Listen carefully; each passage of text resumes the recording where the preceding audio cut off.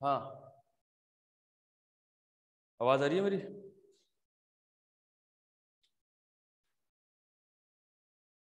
आवाज आ रही है क्या?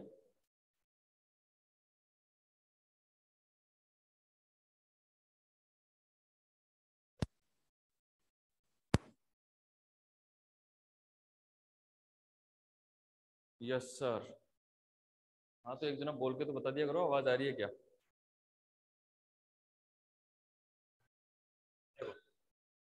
अपन राजस्थानी जो चित्रकला थी उसके राजस्थानी शैली के चित्र पढ़ रहे थे अपन।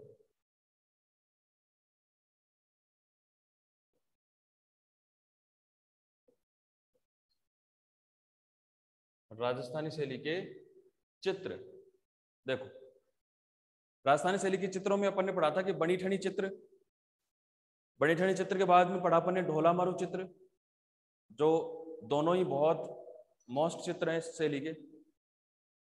तो बनी ठनी चित्र, ढोला मारू चित्र, और उसके बाद में पढ़ा था अपन ने गोधूली बेला। देखो बनी ठनी चित्र समझ में आ गया था। उसके बाद में अपन ने ढोला मारू चित्र पढ़ा था। इस ढोला मारू चित्र के दो प्रारूप पढ़े थे अपन ने। दो चित्र थे इसके अंदर, जो एक था मारवाड़ शैली में था, एक था मेवाड़ शैली में।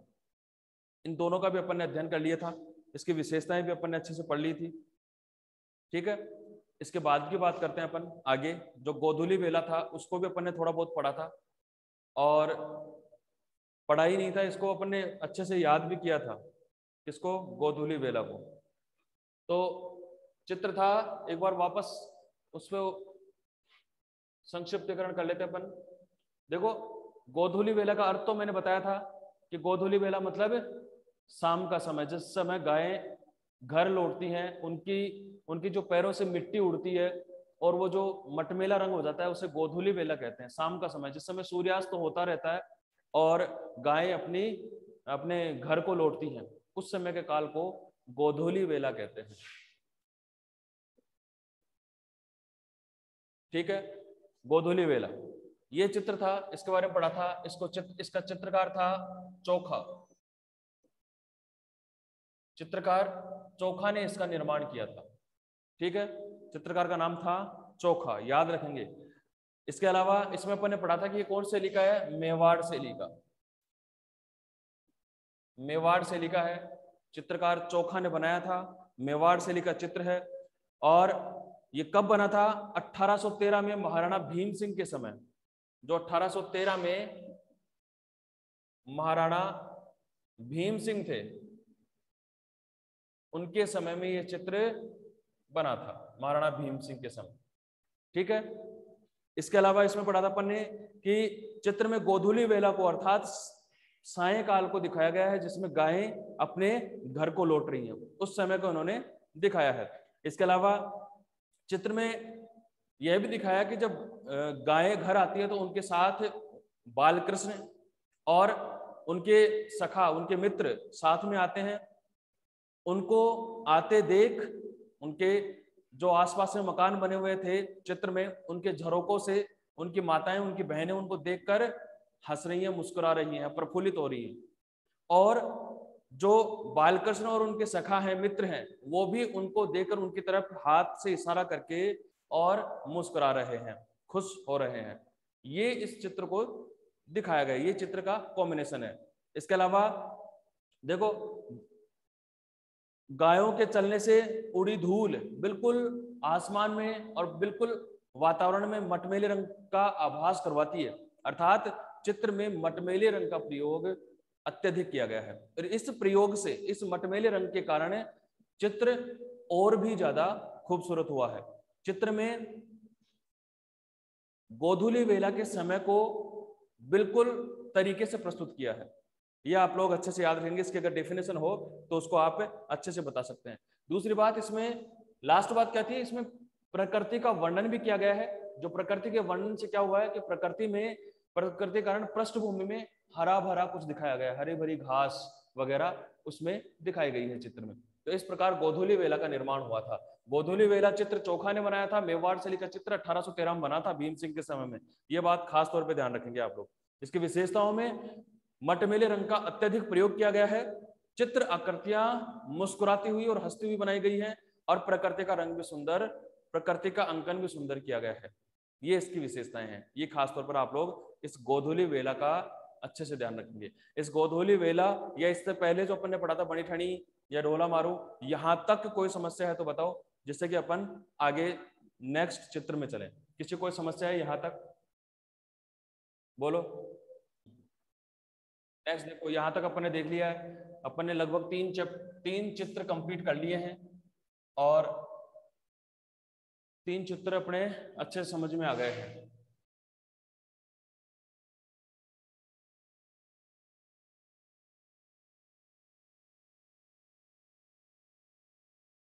अब चित्र की बात करते हैं अपन। नेक्स्ट चित्र है अपना दीपक राग। चित्र का नाम है दीपक राग। चित्र का नाम है दीपक राग। देखो, चित्र बूंदी शैली का है, बहुत सुंदर चित्र है। बूंदी शैली हाड़ौती शैली की उपशैली है। इसके अलावा देखो, चित्र कौन शैली का है? बूंदी शैली का। कौन शैली का है? बूंदी शैली का। इसके अलावा चित्र कौन से में आता है? हाड़ौती शैली में। हाड़ौती शैली में आता है क्या? ठीक है, हाड़ौती शैली। देखो, बूंदी शैली का चित्र है, हाड़ौती में, हाड़ौती इसकी मुख्य शैली है। इसके अलावा यह एक रागमाला चित्रित का एक, देखो अपने को पता है कि रागमाला चित्रावली बनी थी, रागमाला चित्र बहुत सारे बने थे, इसमें रागमाला ग्रंथ का निर्माण भी हुआ था। तो रागमाला ग्रंथ में ही, रागमाला का मतलब जो संगीत से रिलेटेड है, जो संगीत की राग जो होती है उनको, उनके रूप में चित्रित है ये ग्रंथ है। तो इस चित्रावली में राग एक, दीपक राग एक राग है जिसको अलग से चित्रित किया गया था, अलग से चित्र बनाया गया था उसका। किसका? राग का। देखो, यह एक रागमाला, यह एक रागमाला का मुख्य चित्र है। रागमाला ग्रंथ से लिया हुआ एक मुख्य चित्र है ये, याद रखेंगे। बूंदी से लिखा है, हाड़ौती से लिखा है, रागमाला इसका जो मुख्य ग्रंथ है उससे ये चित्र लिया गया है, जो राजा रावरतन सिंह के समय चित्रित की गई थी। देखो, रागमाला बनी थी हाड़ौती शैली में, किसके समय? देखो, रागमाला अलग अलग प्रकार से अलग अलग शैलियों में निर्मित हुई है, इसमें कंफ्यूज की कोई बात नहीं, लेकिन अलग अलग राजाओं के समय हुई है। सुप्रसिद्ध रागमाला का एक ही याद रखेंगे आप लोग कि राजस्थानी शैली का नाम देके, और आपसे अगर रागमाला पूछा जाता है कि रागमाला चित्रावली कब की गई, रागमाला चित्रावली के बारे में बताइए, रागमाला चित्रावली क्या है क्या नहीं है, एक ही बात याद रखेंगे, मेवाड़ शैली में चित्रित की गई थी, मेवाड़ में। और कहां से प्राप्त हुई? चावंड से। और कब प्राप्त हुई? 1605 में। बस, इसके अलावा सभी रागमालाओं को भूल जाएंगे आप। रागमाला का अगर आपको पूछता है रागमाला, तो रागमाला का एक ही बात याद रखेंगे, यह मेवाड़ से प्राप्त हुई है, चावंड में मिली थी, 1605 ईस्वी में मिली थी। बस, खत्म बात। कहीं भी किसी भी शैली की रागमाला का व्याख्यान अपने को इसमें नहीं करना है। राजस्थानी शैली में बार बार पूछा जाता है ये क्वेश्चन, रागमाला कहां से प्राप्त हुई, रागमाला चित्रित ग्रंथ कहां से प्राप्त हुआ, या कब चित्रित किया, कब प्राप्त हुआ, कौन सी शैली में चित्रित हुआ, ये कुछ भी पूछा जाए आपको, मेवाड़ चावंड 1605 आपको याद रखना है बस। इसके अलावा कुछ याद नहीं रखना। इसमें से लगभग एक क्वेश्चन जरूर आता है, जरूर आता है, उसको आप याद रखेंगे, ठीक है। बाकी एक रागमाला हाड़ौती में भी चित्रित की गई थी रतन सिंह के समय, रतन सिंह के समय के समय रागमाला। तो ये रागमाला जो है, इस रागमाला का मुख्य चित्र था एक दीपक राग, उसको चित्र को अलग से चित्रित किया गया था, मुख्य चित्र था दीपक राग। देखो, जो राग दीपक है इसको चित्रित किसने किया था? इसको 3-4 कलाकारों ने चित्रित किया था। हुसैन अली, इनके पूरे नाम नहीं है, इतने नाम से विख्यात है। हुसैन अली और हातिम, हातिम चित्रकारों ने, देखो हुसैन, अली, हातिम आदि चित्रकारों ने इस दीपक राग चित्र का निर्माण किया था। देखो एक बार, अब ये तीन तीन जने एक ही चित्र को थोड़ी बना सकते हैं, ऐसी बात थोड़ी। और राजस्थानी शैली तो वैसे लघु चित्र शैली है। लघु चित्र शैली का मतलब हो गया कि एक छोटा सा अपने पास सीट होती है, लगभग कितनी बताऊं आपको मैं, अपने जो 12th क्लास में सीट काम में लेते हैं उससे भी छोटी सीट काम में ली जाती है। अपने जो 11th 12th में अपन ने काम में ली है सीट, उससे भी छोटी सीट काम में ली जाती है राजस्थानी शैली में, क्योंकि इसको नाम ही इसका लघु चित्र शैली है। ठीक है, तो इसमें कोई दिक्कत वाली बात नहीं है। लेकिन एक इतने से चित्र को तीन तीन जनों ने बनाया था? नहीं, ऐसा नहीं हुआ था। हुआ क्या था, रागमाला चित्रित ग्रंथ है, एक बहुत बड़ा ग्रंथ है जिसमें कम से कम 100 पेज होंगे, अधिक 100 से अधिक हो सकते हैं, कम नहीं। तो इतने चित्रों का निर्माण तो तीन जनों ने ही किया था मिलकर, ऐसे कोई दिक्कत नहीं है। एक जने ने भी किया है, बहुत से ऐसे ग्रंथ है जिसका एक ही जने ने निर्माण किया है, लेकिन यहाँ तीन तीन ने मिलकर एक ग्रंथ का निर्माण किया था रागमाला का, रतन सिंह के समय में। इसी रागमाला में से एक चित्र उठा के यहाँ डाल दिया, तो अब वो चित्र तीनों का ही माना जाएगा, क्योंकि वो इस ग्रंथ में से लिया हुआ है। तो कभी भी पूछा जाए राग दीपक, तो हुसैन, अली, हातिम चित्रकारों द्वारा रागमाला चित्रावली का चित्रण किया गया था, जिसका एक हिस्सा बूंदी शैली का दीपक राग चित्र माना जाता है। आपको ये नहीं लिखना है कभी भी कि दीपक राग चित्र का निर्माण हुसैन, अली और हातिम चित्रकारों ने किया था, नहीं। आप लिखेंगे राग हुसैन, अली, हातिम आदि चित्रकारों ने मिलकर एक राव रतन सिंह के समय एक रागमाला चित्रावली ग्रंथ का निर्माण किया था, जिसका एक हिस्सा अपने को हाड़ौती या बूंदी शैली में दीपक राग के रूप में मिलता है। ये आप लोग याद रखेंगे। इसके अलावा इसमें से कोई खास बात नहीं है। एक दो लाइन और देखो, चित्र में नायक नायिका को देखो। इस चित्र में दीपक राग में है क्या वो तो देख लें। चित्र में क्या है, जो नायक नायिकाएं अर्थात राधा और कृष्ण को महल में प्रेम मग्न दिखाया है, अर्थात बैठे हुए आलिंगन या गले मिलते हुए, ऐसे कुछ उस चित्र में दिखाया है। किसमें, दीपक राग चित्र में। इसमें राधा और कृष्ण को दिखाया गया है, अर्थात नायक या नायिका को। दो ही रूप मान सकते हैं अपन, या तो नायक नायिका या फिर राधा और कृष्ण। इन दोनों की प्रतिमाएं, इन दोनों के चित्र बने हुए हैं, जो प्रेम मग्न है। कहाँ, महल के अंदर उनको एक उसमें लाल कालीन बिछी हुई है, उस कालीन के ऊपर बैठे प्रेम मग्न इनको दिखाया गया है, दोनों को ही। ठीक है, ऐसे इस चित्र का निर्माण है, ऐसे इस चित्र में कहानी है, याद रखेंगे। राग दीपक चित्र में या दीपक राग चित्र में देखो, कई बार राग दीपक भी पूछ लेता है, इसलिए ध्यान रखना।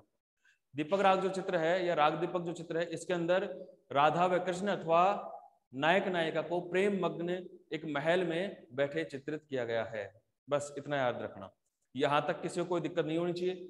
इसके अलावा इसकी विशेषता देख लेते हैं अपन। देखो, चित्र में वास्तु व प्रकृति का सुंदर अंकन हुआ है। चित्र में वास्तु व प्रकृति का सुंदर अंकन हुआ है, वास्तु व प्रकृति का सुंदर अंकन हुआ है। विशेषताओं के आकार में पढ़ रहे हैं अपन। भारत कला भवन वाराणसी में सुरक्षित है। ये कहाँ सुरक्षित है, भारत कला भवन वाराणसी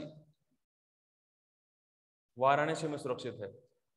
ठीक है, देखो वापस देख रहे हैं अपन, यहां तक ये चित्र कंप्लीट हो चुका है। इसमें यही मोस्ट बात थी। एक बार वापस समझ रहे हैं अपन, ये है क्या चित्र, इसको एक बार समझ लेते हैं। दीपक राग चित्र है, बूंदी शैली का चित्र है। बूंदी शैली हाड़ौती की उपशैली है। राजस्थान शैली की मुख्य शैली कहलाती है हाड़ौती शैली, और उसी में एक उपशैली है बूंदी शैली, जिसका चित्र है दीपक राग, उसको अपन पढ़ रहे हैं। यह एक रागमाला का मुख्य चित्र है, मतलब एक रागमाला चित्रावली थी जो रतन सिंह के समय चित्रित की गई थी। एक रागमाला चित्रावली थी जिसको हुसैन, अली और हातिम ने चित्रित किया था। किसके समय, राव रतन सिंह के समय में। इस रागमाला चित्रावली से एक चित्र उठाकर उन्होंने अलग से चित्रित किया था। ठीक है, अलग से चित्रित किया, जिसको दीपक राग नाम से जाना जाता है। चित्र में राधा व कृष्ण अथवा नायक नायिका को महल में प्रेम मग्न दिखाया है। इसके अलावा वास्तु व प्रकृति का सुंदर अंकन, इसमें भवन निर्माण, जो महल दिखाया है, अति सुंदर महल बनाया उन्होंने। महल और प्रकृति, और पास में चारों तरफ पेड़ पौधे वगैरह, हरियाली वगैरह, या फिर पशु पक्षियों का अंकन इसमें बहुत अच्छा किया गया है। अगर प्रकृति की बात आती है तो उसमें सभी आ जाते हैं, पेड़ पौधे, हरियाली, पशु पक्षी, सब कुछ। तो वो प्रकृति का भी अंकन इसके अंदर सुंदर किया गया है। इसके अलावा भारत कला भवन वाराणसी में इस समय ये सुरक्षित है, आज भी देखने को मिल सकता है। कहाँ? वाराणसी के संग्रहालय में। भारत कला भवन वाराणसी के संग्रहालय में आज भी सुरक्षित है। ठीक है, यहां तक किसी को समस्या है तो बताओ। नेक्स्ट पढ़ रहे हैं अपन। नेक्स्ट चित्र है विष्णु लक्ष्मी। नेक्स्ट चित्र है विष्णु लक्ष्मी।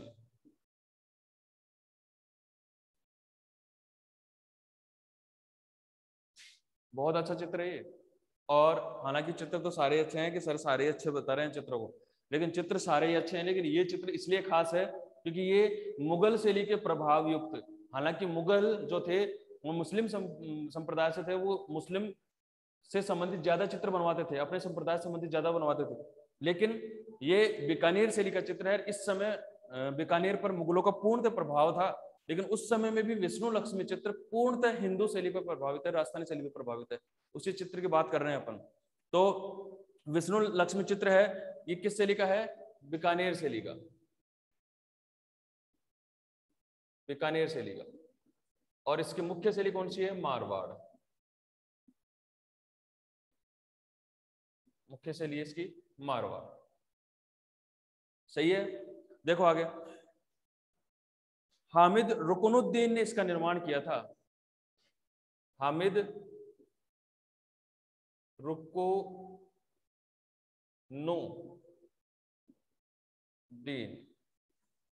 हामिद रुकनुद्दीन, चित्रकार का नाम है हामिद रुकनुद्दीन, याद रखेंगे, हामिद रुकनुद्दीन। कई जगह आपको ये चित्र जो ये मिलेगा, आपको ये से मिलेगा रुकनुद्दीन। एक ही बात है, एक ही बात है। किसी जगह पर रुकनुद्दीन को की मात्रा लगा दी, कहीं नहीं लगाई, बल्कि एक ही बात है ये। ठीक है, तो आप कंफ्यूज होने की बात नहीं है इसमें भी। हामिद रुकनुद्दीन इस चित्र का निर्माण किया था, बीकानेर शैली का चित्र है। और देखो, एक चित्रकार पढ़ा था अपन ने, अली रज्जा पढ़ा था क्या? एक अली रज्जा चित्रकार पढ़ा था क्या? पता नहीं। हाँ। अली रज्जा का शिष्य था ये। कौन? रुकनुद्दीन अली रज्जा का शिष्य था। अली रज्जा मुगल शैली का सुप्रसिद्ध चित्रकार था। ठीक है, इसका प्रमुख शिष्य था रुकनुद्दीन।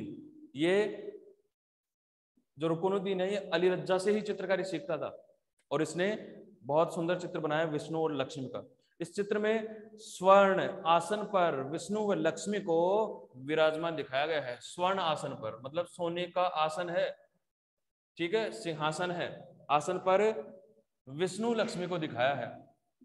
विष्णु व लक्ष्मी को बैठे हुए चित्रित किया है। सोने के आसन पर विष्णु और लक्ष्मी को बैठे हुए चित्रित किया है। खास बात यह है इसमें कि इसके चारों तरफ, इन दोनों के जो दोनों बैठे हैं, इनके चारों तरफ 11 परिचारिकाएं हैं। 11 परिचारिकाएं। अब परिचारिकाएं क्या होती हैं? 11 परिचारिकाएं हैं। 11 परिचारिका का मतलब होता है, परिचारिका को मतलब होता है, वास्तविक तो उनको दासी कहा जाता है, दासी होता है, लेकिन पहले के जमाने में क्या होता था कि चांवर ढाला जाता था। चांवर आपने दीदारगंज की यक्ष मूर्ति पढ़ी थी 11th क्लास में, जो दीदारगंज की यक्षिणी प्रतिमा, ठीक है, उस यक्षिणी प्रतिमा को अपन ने ये पढ़ा था कि वो चांवर उसके हाथ में था, और चांवर धारणी भी कहा जाता था उसको। चांवर का मतलब होता था कि एक ऐसा, जो अपन गुरुद्वारे वगैरह में देखते हैं, जो ऐसे उसको क्या हवा वगैरह डालते हैं, उससे आशीर्वाद देते हैं, जैसे शादी होती है उसमें भी दूल्हे के पास में वो लेके जाते हैं। समझ गए क्या आप लोग? समझ रहे हो क्या चांवर क्या होता है? अरे हाँ ना तो बोलो, जो दोबारा बताऊं। No sir. नहीं समझे? Very good. चांवर होता है वाइट, एक चांदी कलर का बना होता है, उस चांदी कलर के ऊपर व्हाइट कलर के बाल लगे होते हैं बहुत सारे, और बड़े बड़े होते हैं। ठीक है, गुरुद्वारे वगैरह में आप देखे होंगे, वो जब वो स्थल होता है, पूजा स्थल होता है, उस पे वो हवा डालते रहते हैं, चांवर डालते रहते हैं। ठीक है, उसको चांवर कहते हैं। वो चांवर परिचय का क्या होती है, वो चांवर या तो आधुनिक काल में क्या हुआ, राजा महाराजाओं के काल में क्या हुआ कि एक बड़ा सा हवा डालने का होता था, उससे हवा डालते थे बड़ा सा, ठीक है। लेकिन पहले में ये चांवर होता था जिससे कि चांवर ढाला जाता था। तो इस समय ये चांवर धारणी और 11 परिचारिकाओं सहित ये चांवर धारणी बनाई गई थी। स्वर्ण आसन पर किसको दिखाया, विष्णु और लक्ष्मी को स्वर्ण आसन पर दिखाया था। इसका चित्र का निर्माण किया था रुकनुद्दीन ने, याद रखेंगे इस बात को, ठीक है। यहां तक किसी को समस्या है क्या, यहां तक किसी को समस्या है क्या? No sir. है? No sir. हाँ देखो,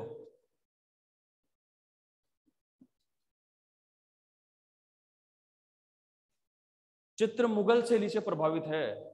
चित्र पूर्णतः किससे प्रभावित है, मुगल शैली, क्योंकि मुगल शैली का चित्रकार था और बीकानेर शैली में पूर्णतः मुगल शैली का प्रभाव था। बीकानेर शैली पर पूर्णतः मुगल शैली का प्रभाव था। तो यहाँ पर क्या हुआ, मुगल शैली के प्रभाव के कारण ये चित्र पूर्णतः मुगलों से संबंधित था। और रुकनुद्दीन चित्रकार भी मुगलों से ही संबंधित था, इसलिए उसने मुगलों से संबंधित तो मुगल शैली से संबंधित चित्र बनाया था। एक बार वापस देख रहे हैं अपन इसको, वापस देख रहे हैं एक बार, ध्यान से सुनेंगे सब। किसी को समझ में नहीं आ रहा है वो दोबारा पूछ सकता है, कोई दिक्कत नहीं है, ठीक है।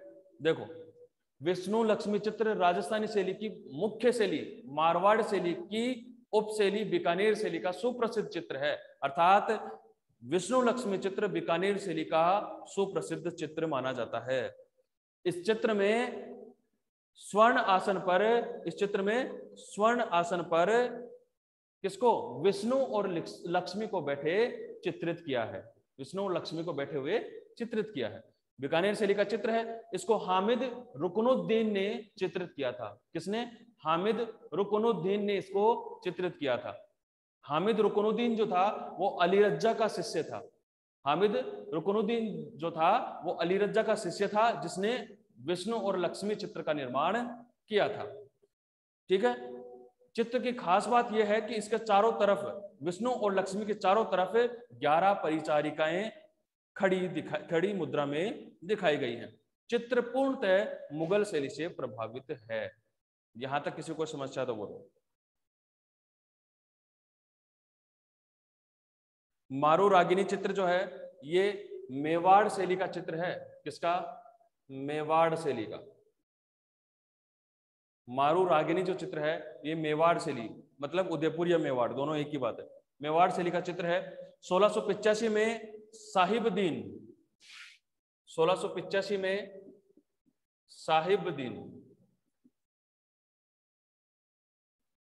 साहिबदीन द्वारा बनाया गया,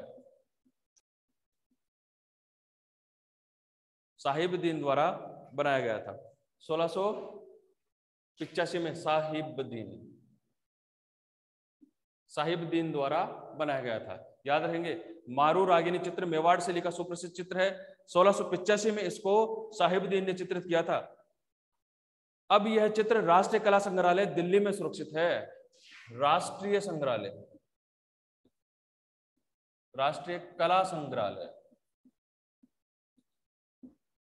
दिल्ली में सुरक्षित है। दिल्ली में सुरक्षित है, याद रहेंगे। कहां सुरक्षित है, दिल्ली में। और इस चित्र में कलाकार का नाम, राजा का नाम, स्थान और तारीख, कलाकार का नाम, राजा का नाम, तारीख, कलाकार का नाम, राजा का नाम, तारीख, कलाकार का नाम, राजा का नाम, तारीख, ये लिखा हुआ, और स्थान कहां बना था, स्थान आदि लिखा हुआ है। इससे पहले अपन एक बात पढ़े थे, अपन कि बीकानेर शैली एकमात्र ऐसी शैली है जिसमें चित्रकार ने अपना नाम, अपने पिता का नाम और सन लिखी थी।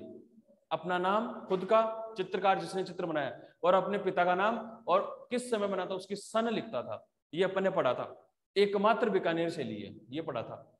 लेकिन यहाँ मेवाड़ शैली में यह एक ऐसा चित्र मिला है जो बीकानेर से पूर्णतः अलग है, बीकानेर शैली से प्रभावित नहीं है, न बीकानेर शैली में बना हुआ है, बीकानेर शैली से पूर्णतः अलग है, लेकिन उसमें ये सब लिखा हुआ है। ये एक उत्सुकता थी इसको देखने की, क्योंकि ये चित्र ऐसा है जिसके अंदर न बीकानेर का प्रभाव है और न बीकानेर शैली से संबंधित कोई चित्रकार यहाँ काम करता है, लेकिन फिर भी कलाकार का नाम, राजा का नाम और तारीख इसमें चित्रित की गई है, बनाई गई है। ये ऐसा क्यों हुआ? ठीक है, अभी तो टाइम पूरा हो गया है, इसके बारे में अपन कल देखेंगे कि ऐसा क्यों हुआ, क्या इसका क्या कारण था। लेकिन जो भी अपन ने पढ़ा है, राग दीपक वगैरह, विष्णु लक्ष्मी चित्र वगैरह, ये सब याद रखेंगे आप लोग। कहीं किसी को समस्या हो तो आप पूछ सकते